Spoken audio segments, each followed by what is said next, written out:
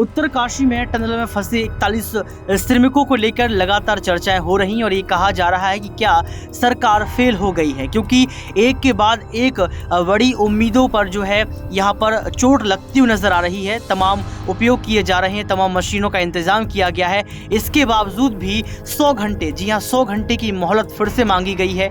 ये जिम्मेदारी अब सेना को भी सौंप दी गई है। इसके बावजूद भी 30 नवंबर ऐसा दिन हो सकता है जब मजदूरों को बाहर से निकाल लिया जाए। लेकिन इसके बावजूद भी आपको बता दें कि रोबोटिक्स विशेषज्ञ भी जो है पहुंचने वाले हैं।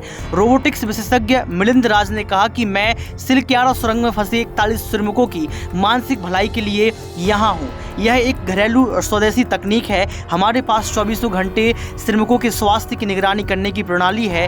इंटरनेट सेवा भी प्रदान किया जाएगा। यह बचाव रोबोटिक प्रणाली मीथेन जैसी खतरनाक गैसों का पता लगाने में मदद करेगी। वहीं आपको बता दें कि केंद्रीय मंत्री जनरल बीके सिंह, जो कि सेवानिवृत्त हो चुके हैं, उन्होंने उत्तरकाशी में सिलक्यारा सुरंग के मुहाने के पास बने मंदिर में पूजा अर्चना की है।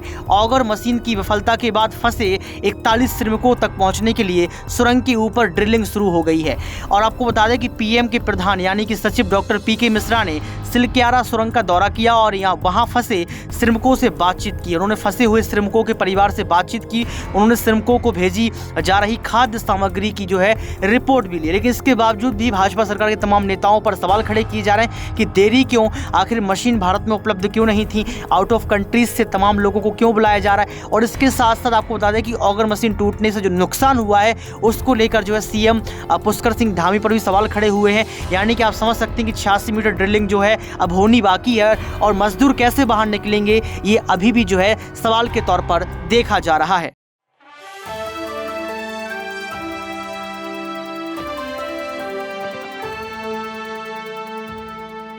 उत्तराखंड का टनल हादसा और 15 दिन सुरंग में लगातार जो है 41 श्रमिक फंसे हुए हैं। दिलासा दी जा रही, उम्मीद बांधी जा रही है। लेकिन सवाल देश के प्रधानमंत्री नरेंद्र मोदी की सरकार पर यह बनता है कि आखिर क्या भारत इतना कमजोर हो चुका कि आपको आउट ऑफ कंट्रीज से मशीन मंगानी पड़ रही है, आउट ऑफ कंट्रीज से जो है लोगों को बुलाना पड़ रहा है, इंजीनियर्स को बुलाना पड़ रहा है और वो इंजीनियर भी जो है फेल साबित हो जाते हैं। तो सवाल ये उठ रहा है पीएम नरेंद्र मोदी पर कि 9 सालों में आपने कैसे जो है देश का निर्माण किया कि आप जो है यहाँ पर जो एक आंतरिक निर्माण होता है देश का, मजबूती जो होती है उसको ही खत्म कर दिया। और ट्रेंडिंग में, जी हाँ ट्रेंडिंग में लगातार इस टॉपिक को रखा गया है और ट्रेंडिंग में इन 41 श्रमिकों की जान को बचाने के लिए लोग जो है विनती और प्रार्थना कर रहे हैं, भगवान से गुजारिश कर रहे हैं कि जल्द से जल्द जो है कामयाबी मिल सके। लेकिन कामयाबी मिलती हुई नजर नहीं आ रही है। ट्रेंडिंग में लगातार इस मुद्दे को उठाया जा रहा है, लोग बड़ी बड़ी पोस्ट अपलोड कर रहे हैं, लोग प्रधानमंत्री नरेंद्र मोदी को भी टारगेट कर रहे हैं, उनकी सरकार को भी टारगेट कर रहे हैं कि आखिर ये विफलता क्यों। नमस्कार, आपके साथ मैं हूं ऋतिक सविता। स्वागत है आपका नेक्स्ट 9 न्यूज पॉलिटिकल बाइट के खास प्रोग्राम ट्रेंडी टॉक में। ट्रेंडी टॉक में आज हम बात करने वाले हैं उत्तराखंड के हादसे के बारे में, जो कि 15 दिन हो चुका है और अब जो है सेना को मोर्चा दे दिया गया संभालने के लिए। लेकिन आज हम कई सारे सवाल पीएम नरेंद्र मोदी और भाजपा सरकार पर करने वाले हैं कि पहला सवाल मेरा यही रहेगा, जो शायद आपका भी सवाल हो, कि आखिर आउट ऑफ कंट्रीज से मशीन क्यों मंगवाई जा रही है, क्या भारत में मशीन नहीं है। और अगर आप विकसित भारत की बात करते हो, विकसित भारत में अगर मशीन नहीं है इसका मतलब यह है कि भारत बहुत पिछड़ा हुआ है कि आज भी मशीनों को जो है आउट ऑफ कंट्रीज से मंगवाया जा रहा है। दूसरा सवाल कि आपको सेना के लिए जो मोर्चा आपने दिया है वो क्यों दिया है, सेना क्या इस काम के लिए बनी है, और अगर जो मोर्चा आपने पहले दिया था वो नाकाम साबित क्यों हो गए, क्या कमजोर भर्तियां हुई हैं या फिर कमजोर प्रशासन का आपने जो है यहां पर निर्माण किया है। तीसरा सवाल यहां उठता है कि आपने आउट ऑफ कंट्रीज से जो है इंजीनियर्स को बुला लिया, आपने तमाम एक्सपर्ट्स को बुला लिया, उनसे बातचीत कर ली, इसके बावजूद भी सफलता नहीं मिल रही, तो क्या देरी आप कर रहे हैं। चौथा सवाल ये मिलता है कि प्रधानमंत्री नरेंद्र मोदी, उनको अगर पता है कि 41 श्रमिक जो है फंसे हुए हैं, फिर आप इतना खुश कैसे रह सकते हैं, आप जो है यहाँ पर अपनी जिंदगी कैसे जी सकते हैं। यानी कि आप बहुत घूम रहे हैं, फिर रहे हैं, सैनिकों से बात कर रहे हैं, मुलाकात कर रहे हैं, क्रिकेट मैच आप देखने के लिए जा रहे हैं, क्या आपको तनिक भी शर्म नहीं आ रही है। यहां पर फिर से सवाल उठता है कि अमित शाह क्या कर रहे हैं, राजनाथ सिंह क्या कर रहे हैं और भाजपा पार्टी के तमाम बड़े बड़े नेता लीडर्स क्या कर रहे हैं। पुष्कर धामी जो है, जो मुख्यमंत्री हैं उत्तराखंड के, वो लगातार पहुंच तो रहे हैं, लेकिन पहुंचने के बावजूद भी रेस्क्यू में कुछ बड़ा बदलाव देखने को नहीं मिल रहा है। तो क्या पुष्कर सिंह धामी भी नाकाम हो चुके हैं, एन बीरेंद्र सिंह की तरह, जो कि मणिपुर में नाकाम हो गए थे? जिस राज्य में डबल इंजन की सरकार है, उस राज्य में ऐसी खबरें क्यों आती है कि महिलाओं को नग्न कर दिया जाता है, 41 श्रमिक फंस जाते हैं, नाकाम नाकाम नाकाम, ऐसा क्यों?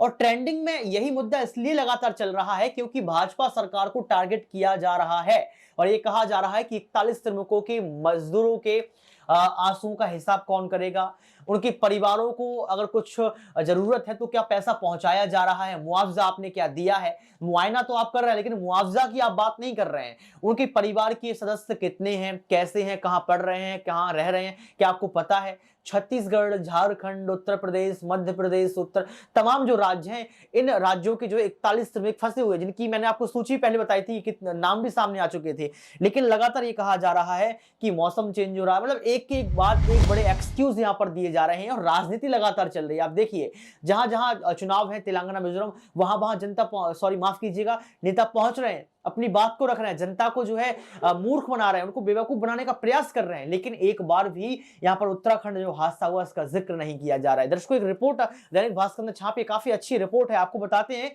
कि आखिर ट्रेंडिंग में क्यों टॉपिक रहा और दैनिक भास्कर इसको पहले पन्ने पर क्यों छाप रहा है, तमाम सोशल मीडिया प्लेटफॉर्म्स पर ये खबरें क्यों आ रही हैं। आपको बता दें कि टनल के ऊपर 19 मीटर ड्रिलिंग हुई है, नीचे सीबीजे एक्सपर्ट मलबा हटा रहे हैं, ये उन्होंने हेडलाइन दी है, लेकिन पूरी खबर क्या है उस पर हम नजर डाल लेते हैं। कंपनी ने जो है एक एस्केप, जी हां, एस्केप टनल क्यों नहीं बनाई, जांच करने को समिति। मतलब आप समझिए कि ये सवाल यहां पर दैनिक भास्कर ने भी पूछा है कि कंपनी ने यहां पर एस्केप टनल क्यों नहीं बनाई है। क्या इसका जवाब पुष्कर सिंह धामी के पास है? क्या इसका जवाब पीएम नरेंद्र मोदी दे पाएंगे? आपको बता दें कि NHIDCL ने जिस नवयुक्त कंपनी को टनल का EPC टेंडर दिया था, उसकी पहली शर्त थी कि सुरंग में एस्केप टनल बनाई जाएगी, लेकिन इसकी अनदेखी कर दी गई। इस मुद्दे पर महमूद अहमद कहते हैं कि इसकी जांच के लिए एक समिति बनाई है जिसकी रिपोर्ट जल्द आएगी। वहीं NHI, जी हाँ, NHAI के सदस्य विशाल चौहान के मुताबिक इस प्रोजेक्ट के पर्यावरणीय प्रभाव का आकलन किया जा चुका है। यानी कि आप समझिए, एक्सक्यूज आ गया। मौसम से भी रेस्क्यू अभियान को बड़ी चुनौती। उत्तरकाशी, चमोली, रुद्रप्रयाग व पिथौरागढ़ समेत कई ऊंचाई वाले क्षेत्रों में बारिश, बर्फबारी के आसार हैं, इसलिए अगले दिन ही रेस्क्यू ऑपरेशन के लिए बेहद महत्वपूर्ण माने जा रहे। मौसम विभाग ने इस इलाके में 3 दिन का येलो अलर्ट जारी किया है। मौसम को लेकर एक्सक्यूज दिया गया, लेकिन जब कहते हैं कि जब आपको करना है, तो जब इंसान कोशिश करता है तो जो है पत्थर भी पानी बन जाता है, लेकिन यहाँ पर इंसान कोशिश नहीं, यहाँ पर इंसान सिर्फ एक्सक्यूज दे रहा है और नेता भी यही काम करते हुए नजर आ रहे हैं। हम लोग कहते हैं कि वसुधा का नेता कौन हुआ, भूखंड विजेता कौन हुआ, ये हम पढ़ते हैं, लेकिन यहाँ पर हमें लगता है कि तानाशाही ही जो है अब मौजूदा समय में, वर्तमान भारत देश में यही हमारा नेता है, जो कि सरकारों में देखने को मिल रही है। टनल में फंसी मंडी के विशाल ने मां से बात की। एक विशाल है, उन्होंने अपनी मां से बात की है, वो क्या कुछ कहते हैं आपको बता दें। टनल में 15 दिन से फंसे मंडी जिले के बंगुट गांव के विशाल के परिवार वालों की धुक-धुकी बढ़ती जा रही है। रविवार को मोबाइल से टनल में फंसी विशाल अपनी मां उर्मिला देवी से बातचीत की। विशाल ने मां से कहा कि खाना लगातार मिल रहा है, टनल से बाहर निकालने की कोशिश की जा रही है, आप चिंता ना करें, हम जल्द बाहर आएंगे। मां ने भी विशाल का हौसला बढ़ाया कि वो हतोत्साहित ना हो। उल्लेखनीय है कि विशाल के पिता, चाचा और बड़े भाई भी स्पॉट पर गए हुए हैं। यानी कि जो 41 मजदूर हैं, जो फंस चुके हैं, जो जिंदगी और मौत के बीच लड़ रहे हैं, वो लगातार अपने परिवारजनों को जो है दिलासा दे रहे हैं। बातचीत थोड़ी बहुत हो पाई, उसमें ये कहा गया है कि आप हतोत्साहित ना हो, हम जल्द बाहर आएंगे, ये उम्मीद है। लेकिन तमाम लोग ये कह रहे हैं कि ये उम्मीद कहीं ना कहीं निराशा में ना बदल जाए, क्योंकि ये कहा जा रहा है कि जितना जल्दी इस रेस्क्यू को खत्म किया, जितना जल्दी बाहर निकाला जाए, उतना ही जल्दी ठीक रहेगा। क्योंकि कोई अंदर फंसा है, कब तक वायु वहां पहुंच रही है, हवा वहां पहुंच रही है, पानी पहुंच रहा है, कब जो है और मलबा आ जाए, कब उनकी गर्दन फंस जाए, यानी कुछ भी नहीं कहा जा सकता है, सिर्फ एक्सक्यूज यहां पर चल रहा है। दर्शकों, आपको बता दें कि उत्तराखंड के सिलक्यारा डंडार गांव टनल में रविवार को नई उम्मीद के साथ रेस्क्यू ऑपरेशन फिर शुरू हुआ।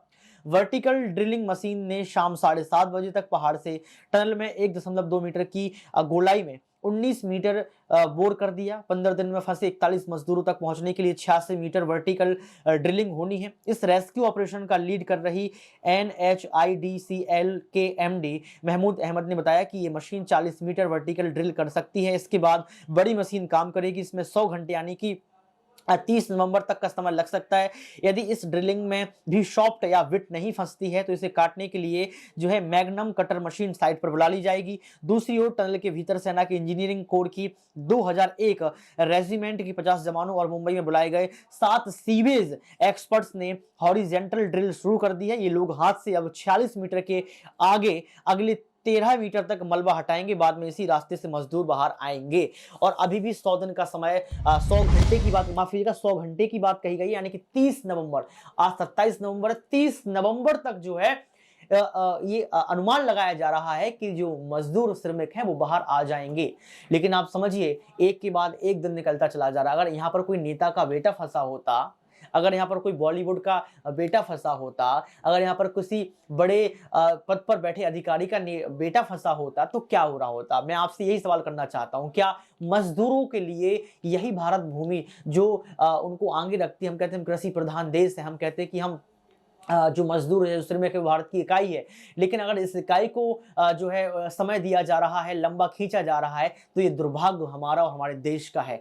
क्योंकि आप समझिए 30 नवंबर 100 घंटे, 30 नवंबर 100 घंटे, उसको अगर बार बार सोचेंगे तो आपकी आंखों से वैसे आंसू आ जाएंगे कि आखिर क्यों इतनी देरी की जा रही है। ड्रिल मशीन एक लगाई जा रही है, लोग कम लगाए जा रहे हैं, चुनाव नजदीक हैं, नेता यहाँ वहां भाग रहे हैं, राजनीति कर रहे हैं, लेकिन लोकतंत्र में जो मजदूर हमारे देश को बनाने का प्रयास करते हैं, नींव के पत्थर कहे जाते हैं, उनको दबाया जा रहा है, कुचला जा रहा है। और आप समझिए यहाँ पर घंटे दिए जा रहे हैं। जो सवाल मैंने शुरुआत में आपके समक्ष रखे, उन सवालों का जवाब क्या पीएम नरेंद्र मोदी के पास होगा, और क्या उन सवालों का जवाब अमित शाह सहित भाजपा पार्टी के बड़े आला कमान भी दे पाएंगे? क्योंकि सवालों के जवाब से तो नेता भागते ही हैं, झूठ और फरेब में फंसते चले जाते हैं। अब देखना ये पड़ेगा कि क्या वसुधा के कल्याण के लिए और चरित्र निर्माण के लिए कोई नेता आगे आएगा, इन 41 मजदूरों के श्रमिकों की जान बचाएगा? क्या बड़ी बड़ी मशीन और भी लगाई जाएंगी? क्या सेनाओं को और जो है बढ़ाया जाएगा? क्योंकि ये कहा जा रहा है कि जितनी मात्रा में आप मजदूर लगाएंगे, सेना को लगाएंगे, उतने जल्द जो है कहीं ना कहीं इस मामले को सुलझा लिया जा सकता है, नहीं तो एक बड़ा हादसा हम सभी के बीच होगा।